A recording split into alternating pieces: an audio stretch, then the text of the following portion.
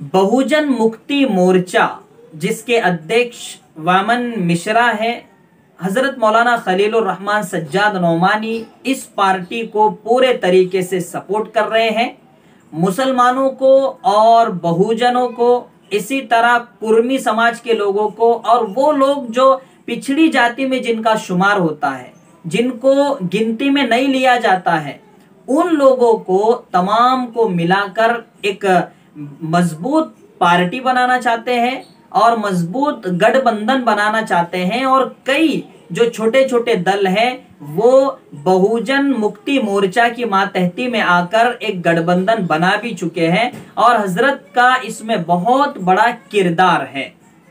कल मैं हजरत मौलाना की एक रैली से जो हजरत ने खिताब किया है उसको सुन रहा था, तो हजरत ने बड़े प्यारे अंदाज में बताया कि रसूलों के आने का मकसद एक ये भी था कि वो इस जमीन पर, जिसको सूरह हदीद में बयान भी किया है, कि इस जमीन में इंसाफ को कायम करे। अब इंसाफ कैसे कायम होगा? जब सियासत में मजबूती होगी और सियासत में अच्छे लोग होंगे। इसलिए जरूरी है कि अब पिछड़ी जाति के लोग, वंचित समाज के लोग, मजलूम लोग एक प्लेटफार्म पर आए और ये प्लेटफार्म जिसको वामन मिश्रा चला रहे हैं, हजरत ने कहा कि ये सबसे भरोसेमंद प्लेटफार्म है जो हर जाति के लोगों को इज्जत देगा, इज्जत बख्शेगा। ये किसी एक समाज के नाम पर चलने वाली ये पार्टी नहीं है, तमाम समाज को लेकर चलने वाली पार्टी है। इसलिए हजरत ने साफ तौर से कहा कि मेरा पूरा पूरा सपोर्ट इस पार्टी को है।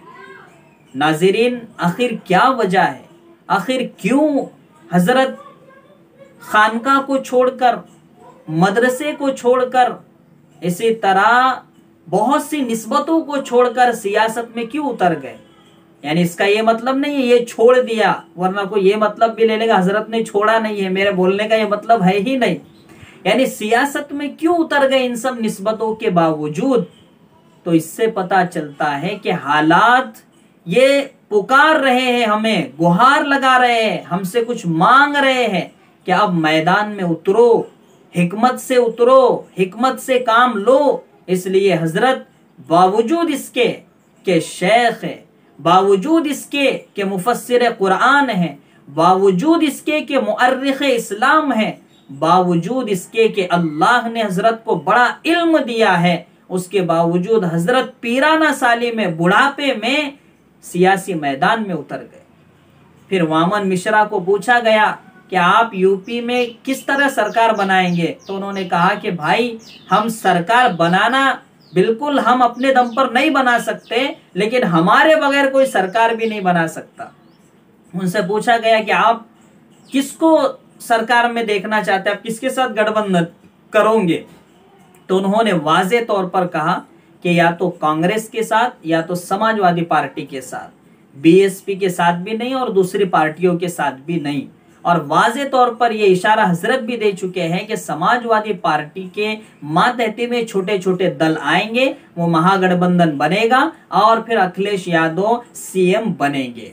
तो नाज़रीन, ये जमीनी सतह पर जो मेहनत हजरत कर रहे हैं और जो हिकमत से काम कर रहे हैं, बाज लोग बदनाम इसलिए हो जाते हैं कि वो या तो मुसलमान, बाज हिंदू, लेकिन ये एक पार्टी ऐसी जो ना हिंदू ना मुसलमान, बल्कि जो जमहूरियत का तकाजा है, जो बाबा साहब अम्बेडकर ने जो संविधान लिखा है उसके मुताबिक इस पार्टी को हजरत की मातहती में वामन मिश्रा चला रहे हैं, जिससे हम ये उम्मीद कर सकते हैं इंशाअल्लाह कि इसमें उलमा को बढ़ चढ़कर, जो उलमा सियासत में इंटरेस्ट रखते हैं, उन्हें इस पार्टी से जुड़ने की जरूरत है और हजरत के कद को बढ़ाने की जरूरत है सियासी एतबार से। क्योंकि मैं भी जानता हूँ, आप भी जानते हैं कि हजरत कोई इज्जत के लिए नहीं आ रहे, ना कोई और मकसद के खातिर हजरत बुढ़ापे में आ रहे हैं कि भाई मैं तो आप सियासत में नाम का, ऐसा कुछ नहीं है। क्योंकि हजरत को अल्लाह ने बहुत नाम दिया है और इंडिया में ने पूरी दुनिया में नाम दिया है, तो जाहिर सी बात है हजरत का इसमें मफाद बिल्कुल नहीं है। सिर्फ मेरे और आपके मुस्तकबिल के लिए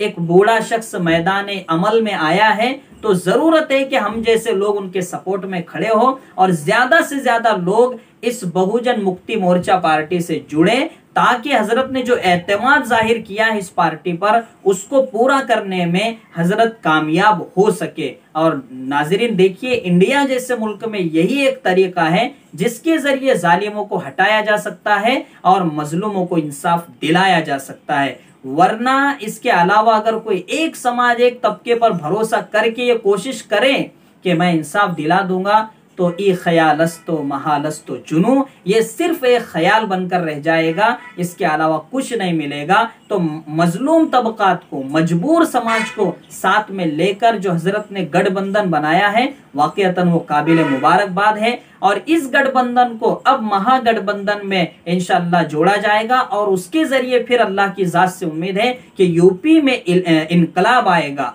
तो इसे कहते हैं सियासी शुऊर, इसे कहते हैं सियासी बेदारी, जो हजरत मौलाना खलीलुर रहमान सज्जाद नौमानी ने पेश की है। हम अल्लाह से दुआ करते हैं कि अल्लाह हजरत की उम्र में बरकत अता फरमाए, हम गुनहगारों के सरों पर उनका साया ता देर कायम व दायम फरमाए और अल्लाह हजरत की मातहती में चलकर हमें जिंदगी गुजारने की तौफीक अता फरमाए।